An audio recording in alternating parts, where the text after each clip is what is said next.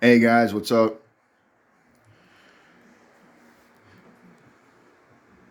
Hey, it's Jet here. So real quick, got some new stuff on the build.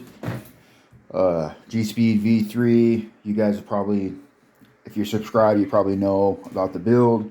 Uh, really quick, so I got here the programming card came with this front diff. It's a strc front brass diff that's actually painted. And I did lose a little bit of steering. If you can see right there on the, it'd be to your right, right here.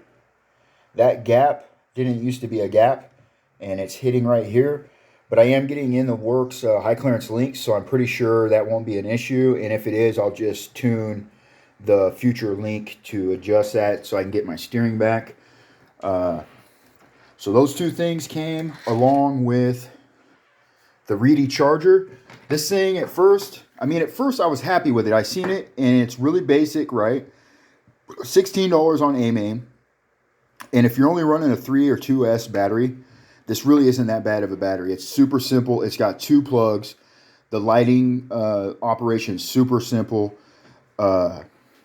And for what I'm running for this truck right now, I got these two. I haven't showed you guys these either. I got two Ovonic 1550 milliamp 50C FPV drone batteries.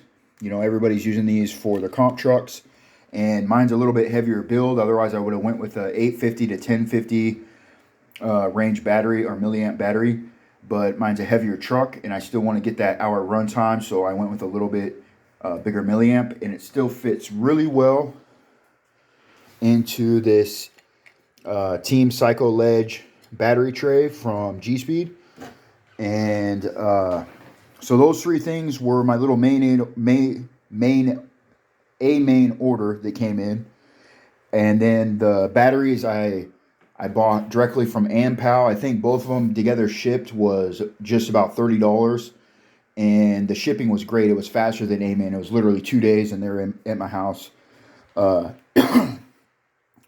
The other thing that's new to the truck is that I had a suspension issue. This shock is like holding a lot of pressure. Even though I've emptied out like all of the oil, it's still holding a lot of pressure. And so there must be air in there or something trapped. I had it upside down when I was took the front axle off to do the diff cover, or actually not to do the diff cover, but before I put the diff cover on, I had some binding issues because I didn't have the set screws aligned on my drive shaft. I think I was having a little bit of binding issues in the front axle at a very hard steering angle, but that has went away since I went through the front axle. I also, one of the diff cover screws was loose, and so I went through the front axle. I've actually had this thing tore down like 2 different times because this servo mount on Facebook looks like the Team Garage Hack servo mount, and it's not, and it sets the servo really far forward. And for a while, because I seen everybody else running the wires in the front, I ran my servo with the wires in the front, and that put the horn out here about a 1/4 inch. You can see my finger down here. And it really wasn't too big of an issue. There was but it was going to get hung up a little bit more than it would now. And I was able to flip this around and flip the horn 180 degrees, and it's working perfectly. I actually like that the servo's that far forward. This transmission kit actually gets the motor pretty low and forward, and then this even helps even more.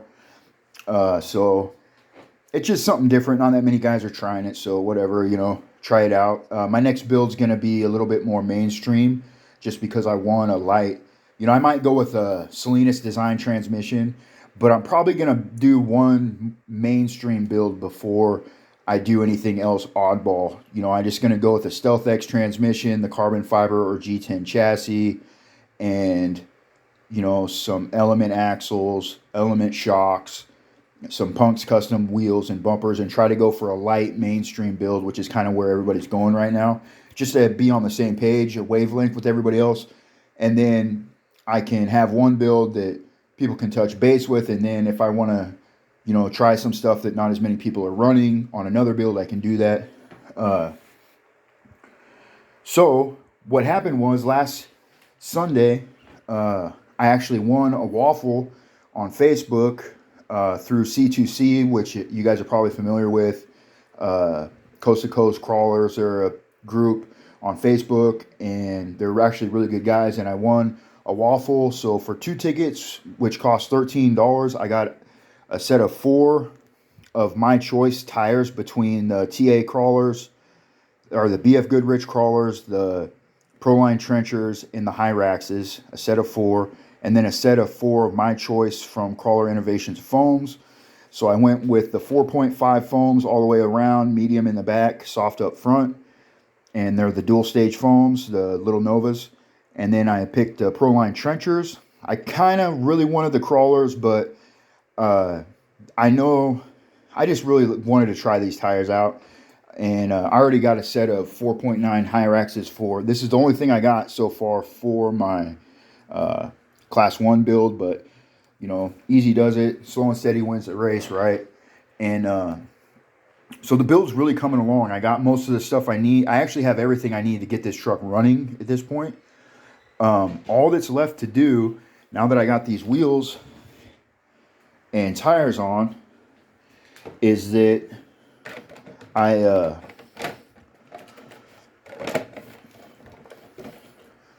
got to, I'll take this back off and show you. So this, I've still got to resolder. This is the wrong connector. I need to switch this out for this guy right here. I have the 2 pieces set out. I got the solder gun and some solder right there. It's just the cheapest solder gun you've ever seen. Really used tip, but it will work. And I'm going to put this one on there with a new sleeve. This was my first time soldering in about 20 years, so this is the very first solder. The 3 that followed this were actually pretty good on the motor, but this one wasn't that good, so I'm going to switch that out. Then I'm going to power up the servo and center it after I take the linkage off to the servo horn, center the servo, reattach it, set my endpoints, and then from there, my batteries are already charged. I will be able to have some running footage of this thing. I'm not so sure how soon I'll be able to get out to some good rocks, because I don't really want to crawl this around the yard when it's muddy and rainy right now. I just got too much money into it to be getting it soaky and muddy. You know, I built it for the rocks. I pretty much built this truck for elk rock, to be on the rocks out in Milwaukee, Oregon, and that's what I'm going to use it for. The other thing I do have to do besides center the servo, set the endpoints, and solder the ESC lead is that I got to program crawler reverse into this ESC. It's not a crawler specific ESC. It does have all the drag brake features. It does have crawler reverse, so it should work. It's just a sensorless, brushless ESC, and I didn't know that I could run a non-censored motor with a censored ESC until after I bought this, which is part of the reason I got it. The other reason it's only $50 ESC. Even though it's, you know, it's a Hobby Wing, I think it's a BL60 Hobby Wing brushless sensorless motor. It's only $50, but it's 3S capable, and that's all I needed. So I've went through this shock literally like 7 or 8 times and let oil out of it to the point there's like no oil left. So I'm sure that there's air trapped in there. It's gotten softer, but it's still not running and droop like it normally was. The front end was sitting like right here, both shocks. And that's where this left shock, or the passenger shock, still wants to sit, as you can see. And this one over here is, you know, just like took some Viagra or something and is still all springy, which it's got down to where it's soft enough I could probably drive the rig without too much performance issues. However, I just want them to be the same, and I kind of want to run a little bit of droop on this truck. So I want to get that figured out. I think I just got air trapped in there. That's the only thing I can think of logically. I did do yesterday, I took a total of 1.5 hours running video of me going through the foams and the tires, putting the foams and the tires on the bead locks, taking off the old ones, and going over the shock. I installed the diff cover, and went through all the stuff I just told you about in prior videos. And I downloaded YouTube Studio, which really isn't an editing app. I assumed it was, and it really wasn't. So then I downloaded KindMaster because I've seen a couple other guys on YouTube that have the KindMaster stamp on their videos, and they were edited pretty well. So I downloaded KindMaster, and it's actually a really good app. I'm learning to use it. However, I don't quite got it down. And in my first attempt to edit a video, when I went to make more room so that I could save the edit, I actually deleted the first hour of the hour and a half of video. So that went bye-bye. And then today, I pretty much edited down the second chunk, which was a half hour long, 34 minutes, into about 4 minutes worth of video. And I think I successfully made some edits. But I still, I figured out how to put text in, but I don't know how to stop the text once I put it on. I did learn how to speed it up and slow it down in between segments, but that's still a little bit of a challenge if you have intermittent conversation that you want to have over the video. And I still don't know quite how to just eliminate all audio, speed it up, and then come back over and do a voiceover. And I haven't figured out how to put music to it yet. So there's a lot to learn there. So bear with me on that. I could tell it's going to be a month or two of me struggling through to get a decent video out there as, edited as some of the people that I watch on YouTube. So it's just going to be a learning experience, but it's a skill set that I really want to have because there's so much video today on social media and for work and stuff like that. It just benefits me to know how to make a decent video with my phone. It's a nice thing to be able to do with the GoPros and the cameras that we have on our phones today. So that's about it.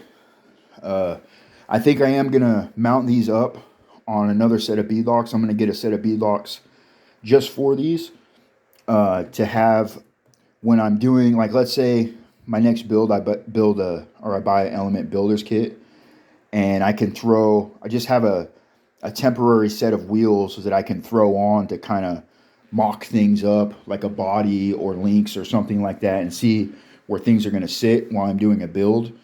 So I think that's what I'm going to use those tires and foams for, is just a set to have in the shop to use for builds until the real wheels and tires show up for that build.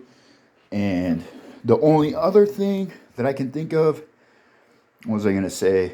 I'm spacing it out, so I actually did a video to show some guys on YouTube the troubles I was having, because I got a lot of feedback on the Gspeed website, because they're really good. If something looks off to them, they're going to let you know and be like, hey, I think that's in the wrong spot, or hey, I wouldn't run that way, which I really like. However, it was frustrating because everybody was thinking that this was the Team Garage Hack dual servo mount from the way it looked in the pictures, and that it was supposed to be mounted in a different position. I had to explain it's a certain motor mount, and then I use these pictures off of the In the Works website that's showed where they have this part on their website, and it's on a different chassis, and it shows it in this position with the servo turned around. And so it's just kind of confusing and stressful. If you're doing your first build, it might be best just to do something a little bit more basic. Don't try to save money. It's better I thought I was saving money this way, but I really wasn't.